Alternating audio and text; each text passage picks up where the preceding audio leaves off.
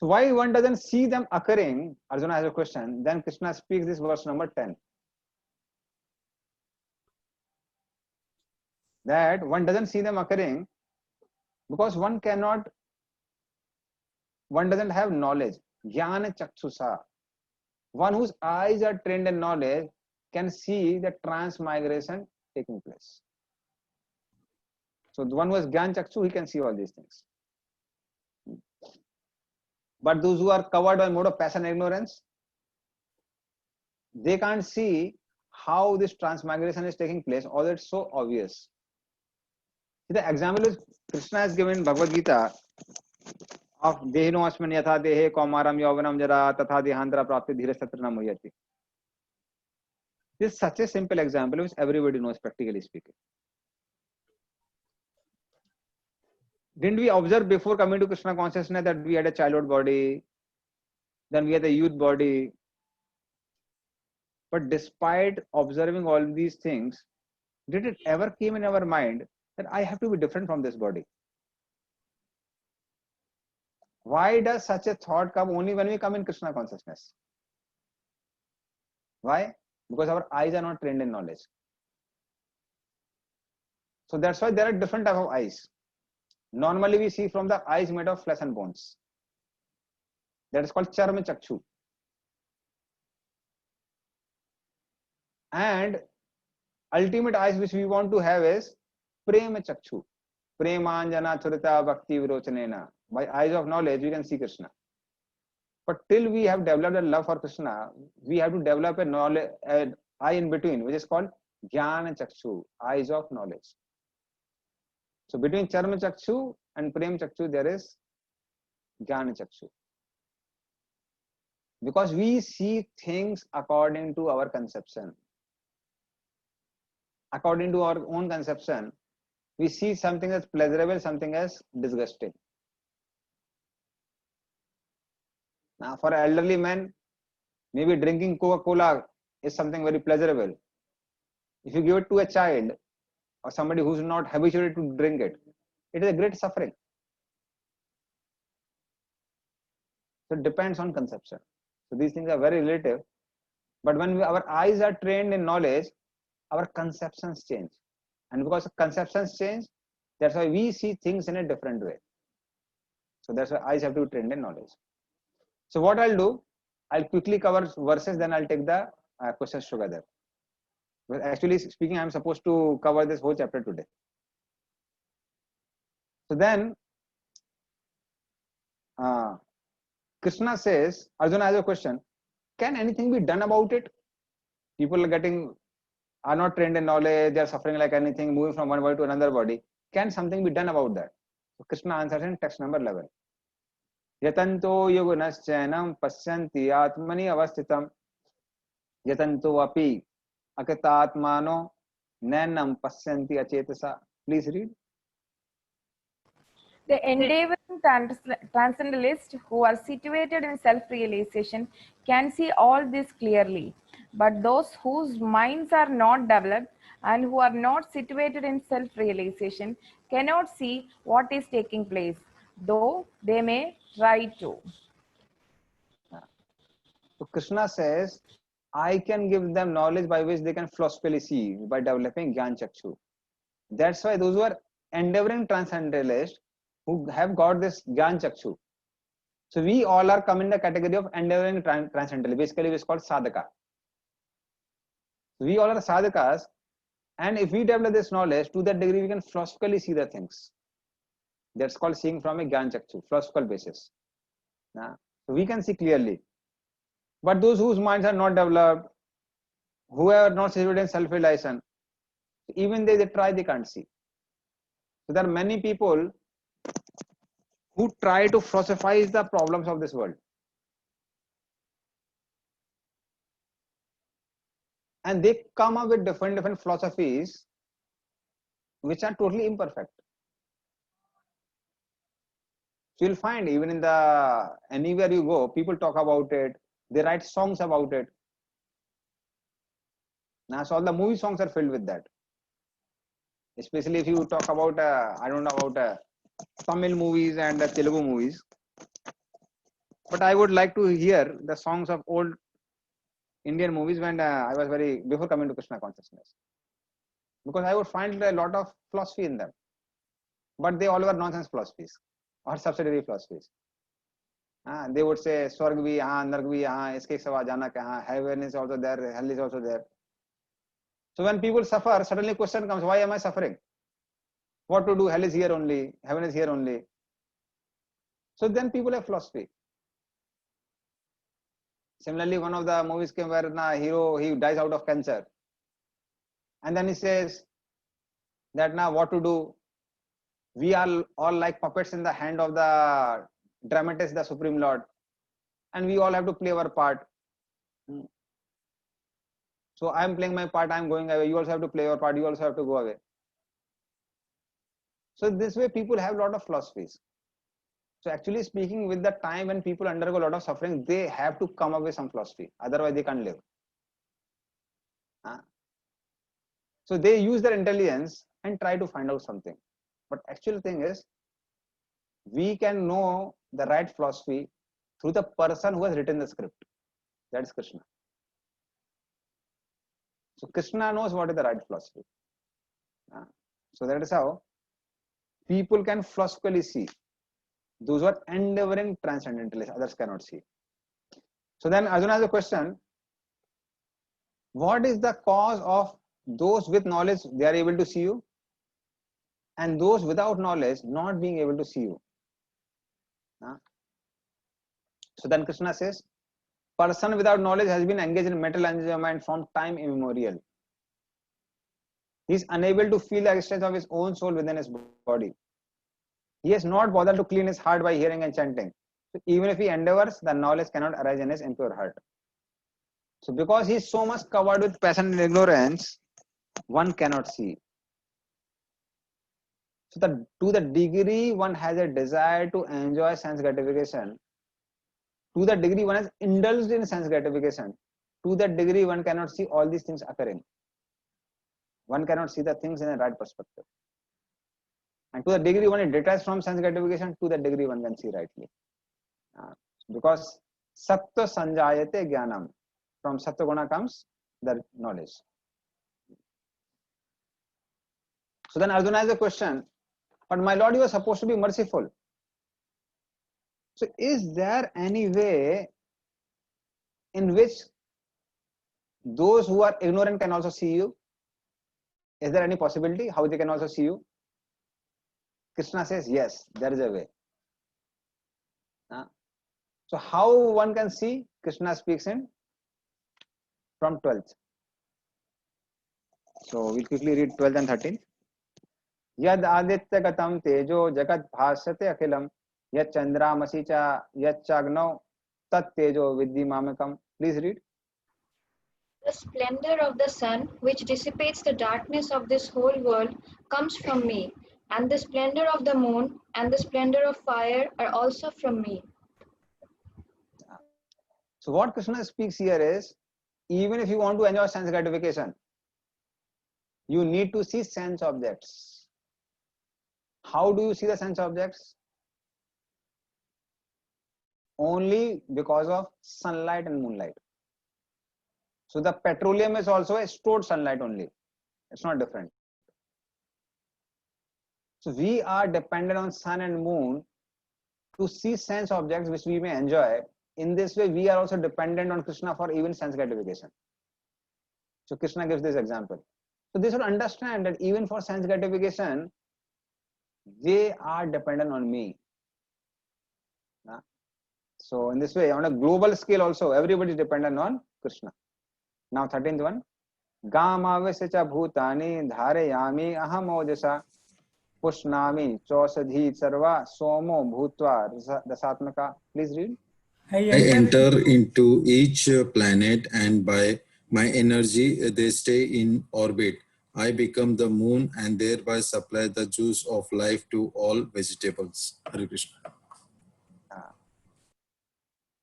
So Krishna says that it is because of me, because of which the sun, moon, all these planets are floating.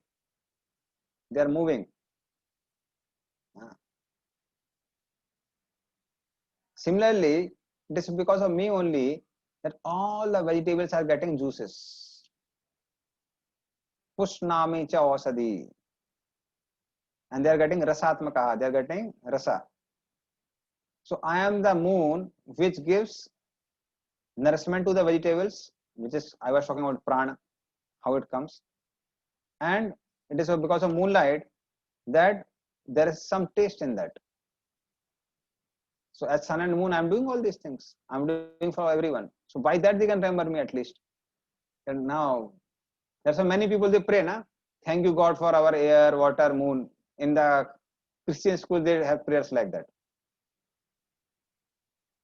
So at least so they say at least for sense gratification we are dependent on the Lord. So that may be very gross vision, but at least something they are recognizing the presence of the Lord. And then personally also we are dependent on the Lord for our sense gratification. How? Text number 14.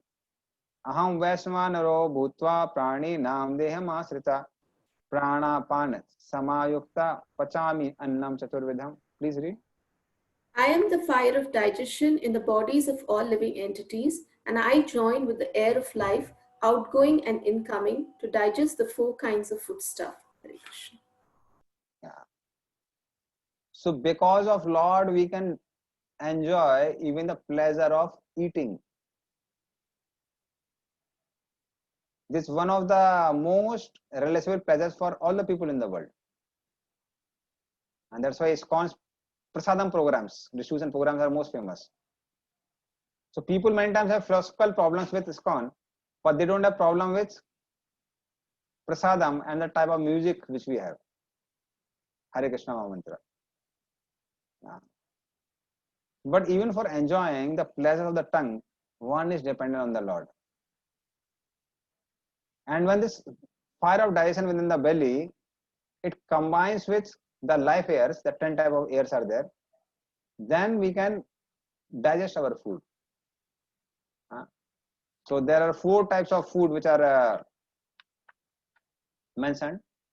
Bhaksha, Bhoj, Leh, Chosya. So these 4 types of food are digested because of the mercy of the Lord. So what are they? Bhaksha means those who are chewed, Bhoj means sipped, Leh means which are licked, and Chosya means they are sucked. So they all help in digestion. So when this fire of digestion combines with Saman Vayu, so then one can digest all the food. And this Saman Vayu is located on the region of solar plexus, Navi. So that's why yogis, they always keep the Navi on the right position so that they can digest things properly. And if food is digested properly, there's no malfunction in the body. So this is how yogis remain very healthy and they can live for many years. So Lord says, for that also you are dependent on me only. If there is no fire of digestion, you can eat, but you cannot digest. And once we cannot digest, we won't like to eat anything else. So that is how we are dependent. And this is generally for ignorant beings who try to enjoy this world. But for those who are transcendentalists, they are also dependent on me. How they are dependent on me? That Krishna explains in 15th verse. Sarvasya chaham hidi sannavishto matta smritir jnanam apohanam cha vedescha sarver ahameva vedyo vedant vede ved eva chaham. Please read. I am seated in everyone's heart, and from me come remembrance, knowledge, and forgetfulness. By all the Vedas, I am to be known. Indeed, I am the compiler of Vedanta, and I am the knower of the Vedas. Hare Krishna. So Krishna says, Sarvasya chaham hridhi sannavishto. I am seated in everyone's heart. Matta smritir jnanam apohanam cha. So because of me only, the remembrance comes, forgetfulness comes. forgetful of your real identity so that you can enjoy this world. So remembrance comes from me, forgetfulness comes from me, knowledge also comes from me. And for those who are ignorant, for them I am compiler of the Vedantas. Vedant Krit. Ved evachaham. Because I am the goal of the Vedanta. But then Arjuna has a question in mind. He says that you may say that from all the Vedas you are to be known. But many people who read Vedas and they say Shiva is to be known. Some say that Ganesh is to be known. Some say Brahman is to be known. Some say I am supposed to be known. Somebody say Amma Bhagwan is supposed to be known. Some say, Sai Baba is supposed to be known. So different people have so many opinions. How do we understand that what you are saying is right? So then Krishna says, because Vedant Krit, I am the compiler of the Vedas. As Ved Vyas, I have compiled the Vedas. So because I have compiled the Vedas, I know what is the right thing. Like if you want to ask what is written in the book, best person to ask is author. Author knows why he has written a particular thing. So similarly says Vedant Krit, I am the compiler of the Vedas. That's why I know what is the essence of the Vedas. So I am telling Ved that I am the knower of the Vedas. Because I am the compiler of the Vedas, being author, I am the actual knower of the Vedas. Other people don't know the meaning. That's why they should take shelter of me if they want to understand the Vedas. So I am saying that I am to be known, that means I am to be known. So I am the essence of the Vedas. So then Arjuna says, so if you are the knower of the Vedas, please tell me concisely the essence of the Vedas. So Krishna tells the essence of the Vedas in next 3 verses, which is called Trisloki Shastra, and it is also called Purushottam Yoga. So 16, 17, 18, they talk about the essence of the Vedas in 3 verses. So 16th we will take. Dvam imao puruso loke charas chakshara evacha chara sarvani bhutani kutisto akshara uchate. Please read. There are 2 classes of beings, the fallible and infallible. In the material world, every living entity is fallible, and in the spiritual world, every living entity is called infallible. Hare Krishna. So mental world everybody is fallible, in spiritual world everybody is infallible. Because those are perfected beings especially. And then Krishna Prabhupada writes in the purport, those who are in oneness with the Supreme Personality of Godhead, however, is called infallible. Oneness means oneness of purpose. Who are infallible? Those who fulfill the desire of the Lord. Because desires of the Lord will be fulfilled anyway, 100% sure, guaranteed. So if you make desire of the Lord as your own desire, then one is also infallible, because Lord is 100% guaranteed he is going to be successful. Yatra Yogeshwara Krishna, Yatra Paradhanodara, Tatra Sri Vijaya Bhuvite Dhruva Nitir Mitarumma. Whereas Krishna is there, Gandhidhari Arjuna is there, Sanjay says in the last verse. So there 100% success guaranteed. Because Krishna's desire will be fulfilled. Our desires may or may not be fulfilled. So that's why if we accept Krishna's desire and try to fulfill them, 100% success is guaranteed. So then such people become infallible because they are having oneness of purpose. Other people, they may or may not be successful. So Prabhupada writes in the last lines of the purport, but in the spiritual world, the body does not change. There is no old age, there is no birth, there is no death. They all exist in oneness. Oneness of purpose. Chara Sarvani Bhutani. Any living entity who had come in contact with matter beginning from first grade Brahma, first grade being Brahma down to small ant, is changing its body. Therefore, they are fallible. In the spiritual world, however, they are always limited in oneness. So infallible. Because they all try to fulfill the desire of Krishna. And desire of Krishna, how we do? We know that through Guru Sadhu Shastra. गुरु मुखा पद्मा वाक्या चितिते कोरी क्या और ना करी हो मन आशा. So if we accept the desire of spiritual master as life and soul, then we'll also will not be fallible. Now coming in 17th. उत्तमा पुरुषस्त्रियन्या परमात्मेति उदाहृता या लोक त्रयम् आविश्य विभर्ति अव्यय ईश्वरः. Please read. Besides these two, there is the greatest living personality, the Supreme Soul, the imperishable Lord Himself, who has entered the three worlds and is maintaining them. So above Kshara and Akshara is also Supreme Lord. That means you never become supreme even if you are liberated. So this is very clearly mentioned here. Even in liberated state, Jiva is Jiva, Krishna is Krishna. Because above both Krishna and Jiva is Supreme Lord. Super Soul is above both of them. So we'll read this last verse also, 18th.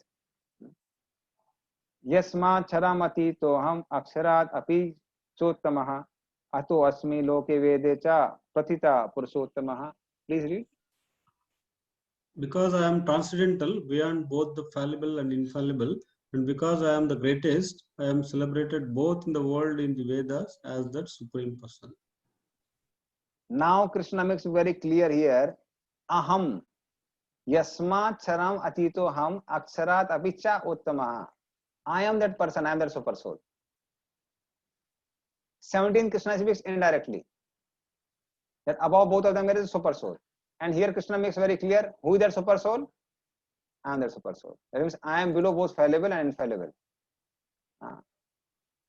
So one who knows that I am the greatest, I am celebrated both in this world and the next world, and the Vedas who say that I am the supreme person, those who know that, they are actually knower of all the Vedas.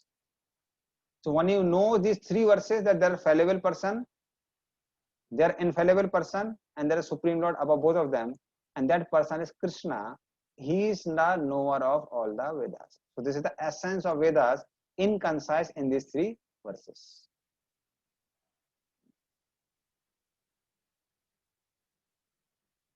So that's why Supreme person of God Krishna is.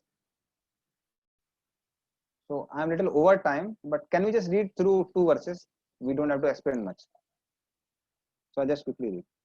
Yo mam evam asammuro janati purushottamam sa sarvaved bhajati mam sarva bhavena bharata. Please read.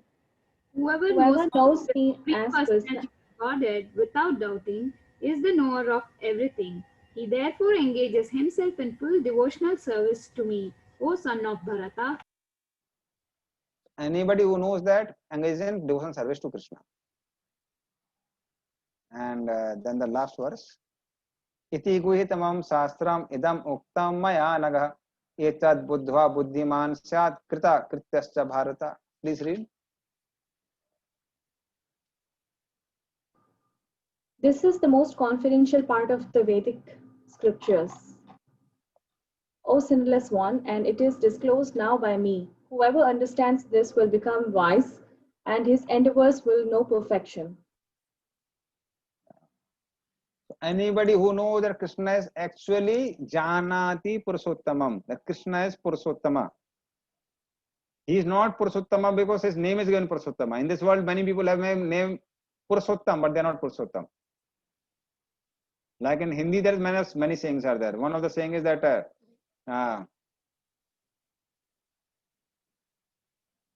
आंख का अंधा नाम नयन सुख.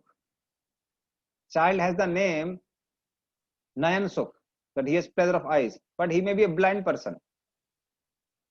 So name and the form of a person don't match in this world. Similarly, there was one, we call it Hasya Kavita. So this said, the person was introducing someone in his village. So he was telling that,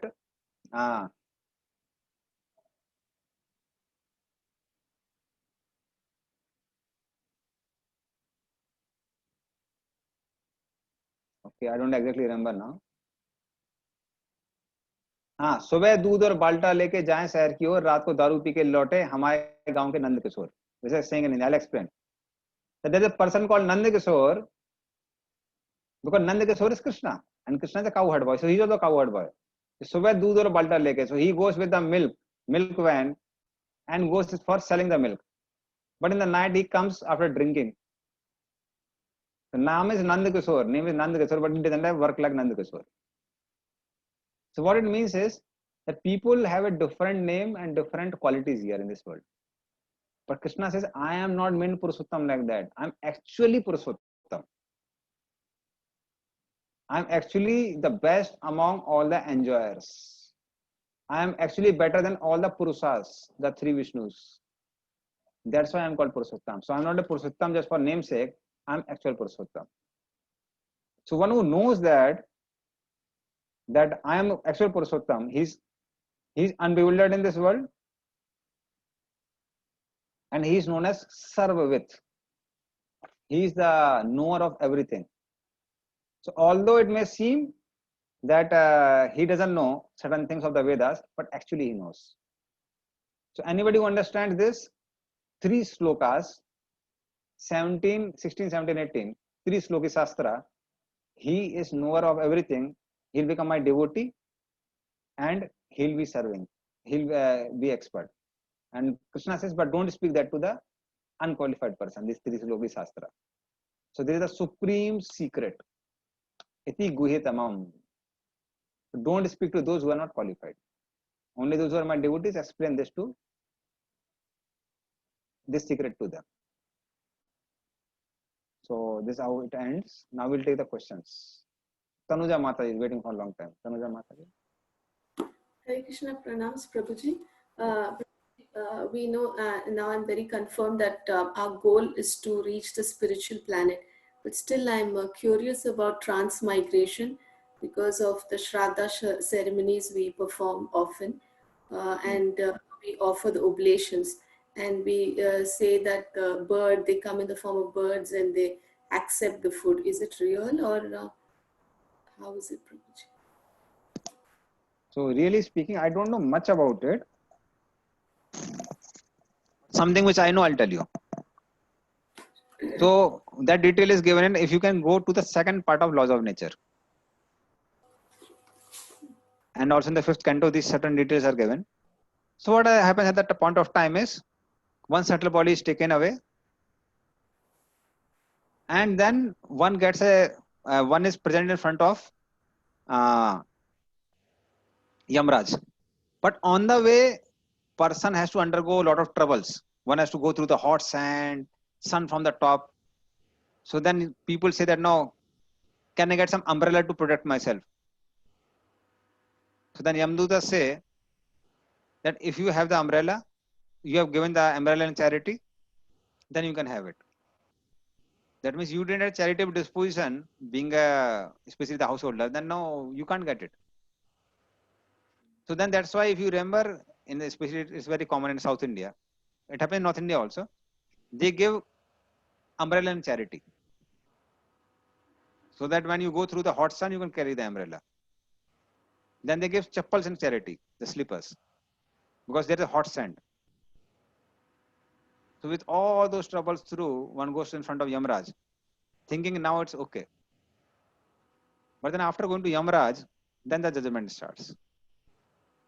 So then people, the majority of their sins, they suffer in the hellish planets. So as far as they coming in the form of bird, etc., I didn't read anywhere. And even I didn't hear from my mother, because my mother is very expert in Purana. So from childhood, she has been teaching me the Puranic stories. So she especially would speak a lot from Garun Puran that describes how transmigration very nicely. So I didn't hear anything like that. So I'm not sure if it is given some other Puran, because I didn't read all the Puranas. Okay. Thank you.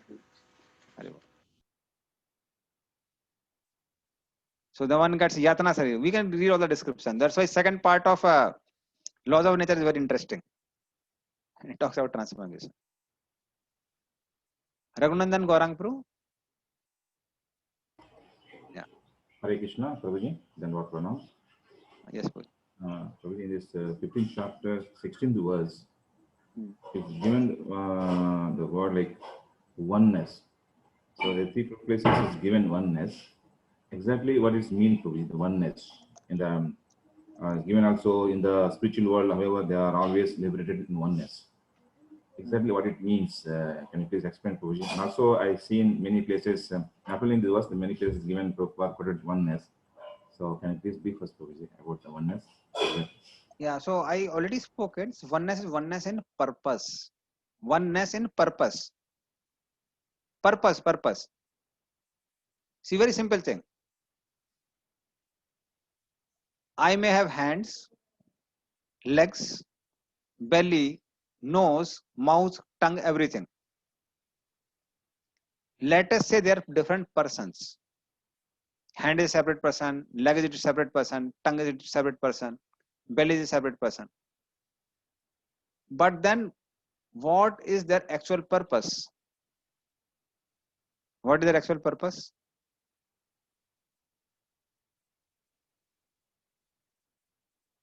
It's not a very difficult question. Yeah.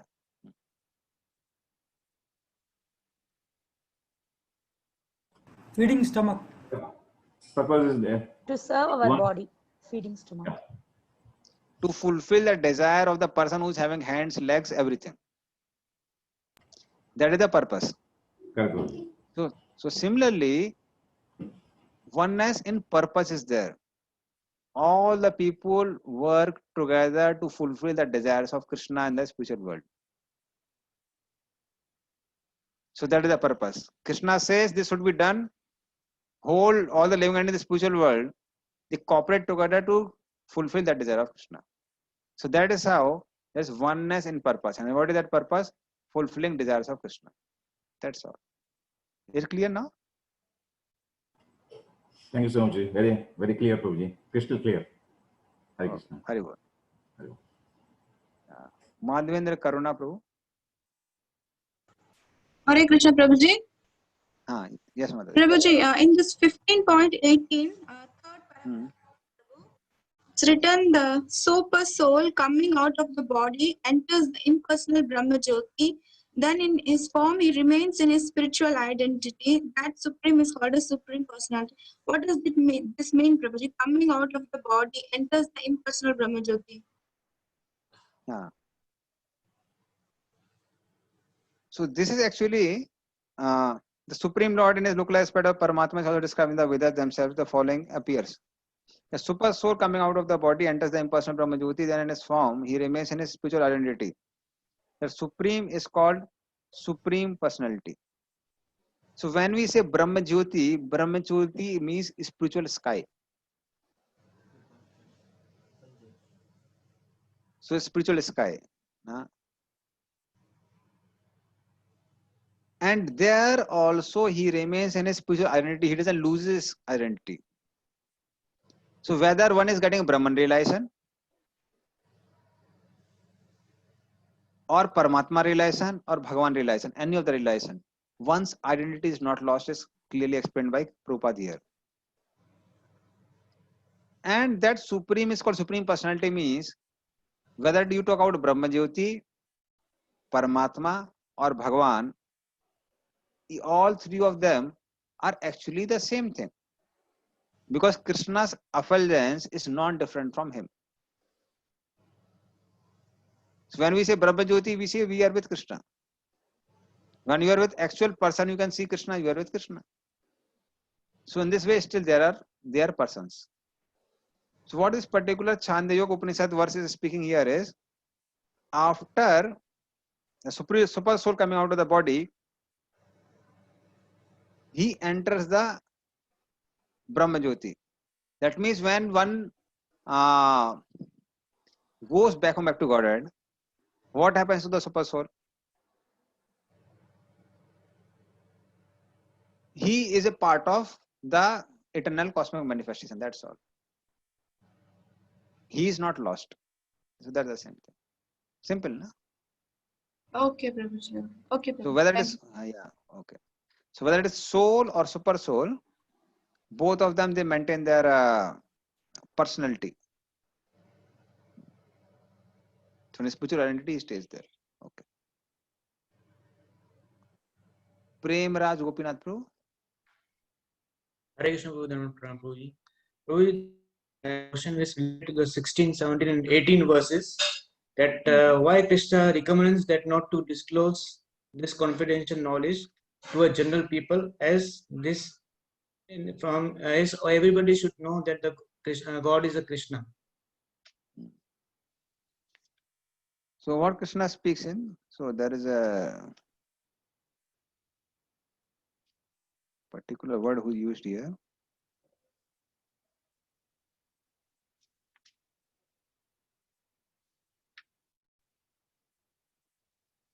It is 19. Idi goitamam shastra amita muktam maya anagha. Anag means Krishna says, my dear Arjuna, you are anag means you are sinless. Na? So this is the most confidential part of the Vedic scripture of sinless one, and it is disclosed now by me. So this is supposed to be spoken to only those people who don't have envy for Krishna. So somebody is engaged in sin because he is envious of Krishna.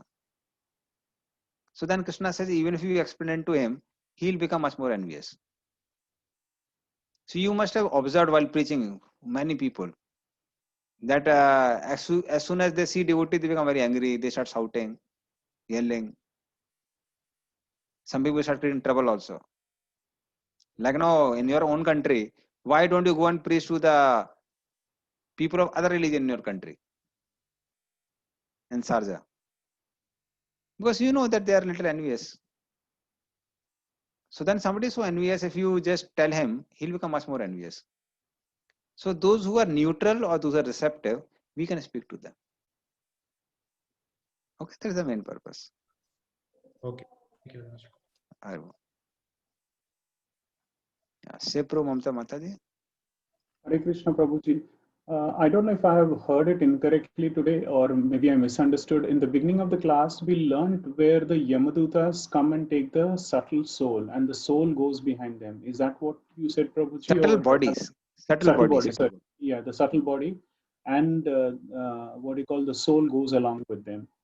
Yeah. What is that context which you were trying to imply? Maybe I missed that part. If you can explain that, Prabhuji. Okay. So what I was explaining is that it is because soul is attached to the subtle body. That's why he goes along with the subtle body. That's during transmigration? Even now also. You are not gross body, you are not subtle body. Why are you suffering here? So you are suffering because you are attached to this gross body and subtle body. So if one doesn't have a desire to enjoy, one will not remain with gross and subtle bodies. It's because of desire to enjoy we are having these bodies.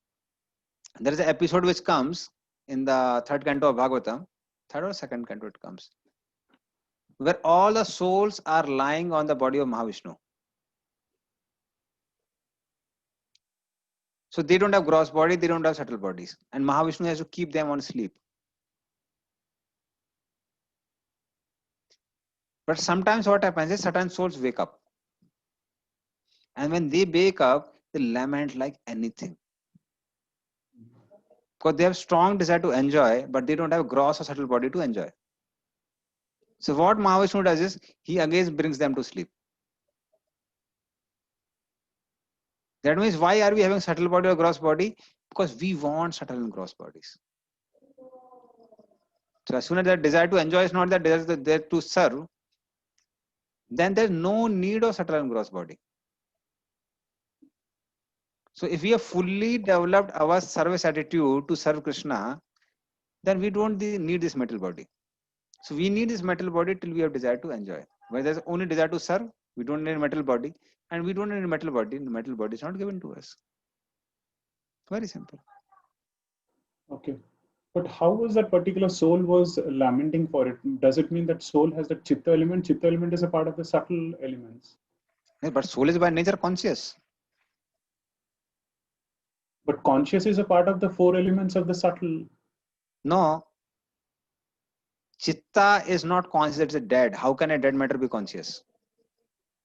So because there is no good word for chitta in the English, Prabhupada writes it as contaminant consciousness.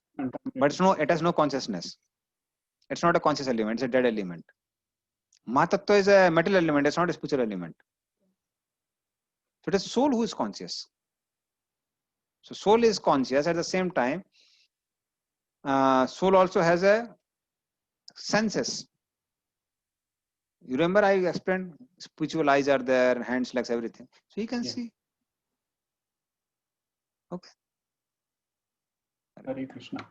Thank you, Prabhuji. Divya Dino Mataji. Hare Krishna Prabhuji, pranams Prabhu. Prabhuji, in the 15th chapter 17th verse, it says that in the spiritual world, the entities are infallible. Then Prabhu, how that desire comes to enjoy separately from Krishna? They do not have a material body, and the spiritual body will not have any desires, Prabhu. Then how should we understand? It's not that spiritual body doesn't have a desire. No desire means dead matter. Only matter doesn't have a desire. As pure devotees, we have pure devotees have spiritual desires, and those who are non-devotees have material desires. One cannot be desireless. And those, even those sorry, Prabhu. Even those who say I want to become desireless, they also have a desire, na? What is the desire to become desireless? It is a desire only. One cannot remain without desire. Yeah. So that means in spiritual world also, the spiritual entities will have desire. Yeah, that desire is there.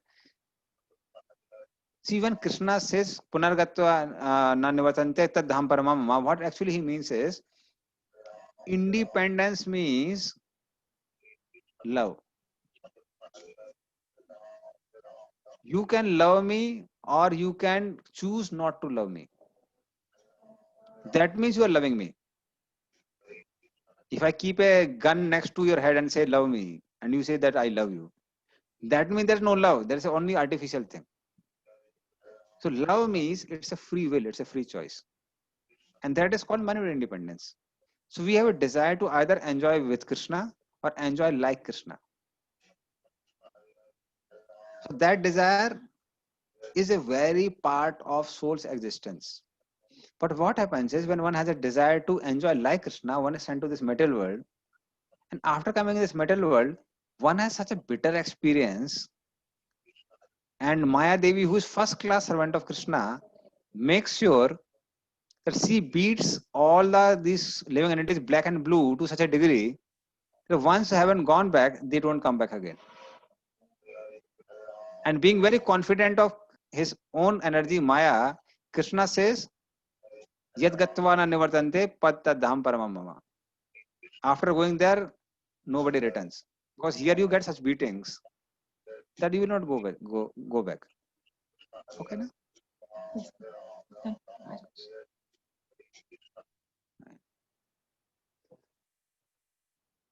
So that's how. So tomorrow class, tomorrow what is the homework?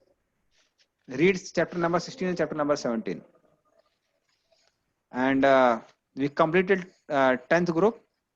So 11, 12, 13, 14, 15, 16. So 11 to 16th group, please be ready with your presentations and skits, whatever things are there. So that you can present in the tomorrow's class. And Ramya Radhika Mataji had a question, which I told I'll answer later on. So, but please wait. Actually, I'm talking with one devotee who's a little far off. Okay, brothers. Okay, thank you. You've taken time to answer it. So only then. But actually, this was my question also when I read, but I forgot it. Somehow Krishna made you a medium to remind me of this question. So I'll maybe answer it then tomorrow or next class. All that. Okay. Srinivas Prabhu, here still has a question. Hare Krishna Prabhu, this is regarding to previous question which is asked by Divya Mataji. Like, how does the soul is having some desire there? So, how does the independent enjoyment from separate from Krishna? How that first desire comes actually? Because when we were in spiritual world in the association of Lord, we are all perfect, so we should not have any independence. How does the first desire come? Once we desire came, we came here, we are struggling here, that is okay. We go back and we will never come back again, because we remember the miseries we have gone through all these lifetimes. So how does the first desire came actually? Life means desire, and desire means independence. There is no question of being life without independence. What is the difference between a robot and a living being? Difference is free will. And free will means freedom to enjoy with Krishna or enjoy like Krishna. So there is no question of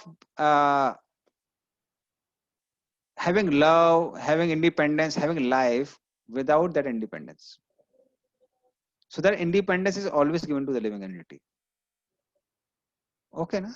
See, even after going there, you have independence. But only thing is, because you are carrying all these experiences of the material world, we don't come back. That's Krishna's confidence. But the independence is always there. There's no question of having a life without independence. Now, Bhakti Swarup Damodar Maharaj, I remember when he would give a very powerful example to explain this concept of free will. Let us say you take a cricket ball. Keeping all the conditions very ideal, can you explain the trajectory of the cricket ball if you throw it? Srinivas bro? It goes straight to the place. Yeah, see, main thing is, you must have read parabolic movement and all these things in class 12th in physics. We can define its trajectory very easy. Now take a mouse, throw the mouse. Can you predict its trajectory?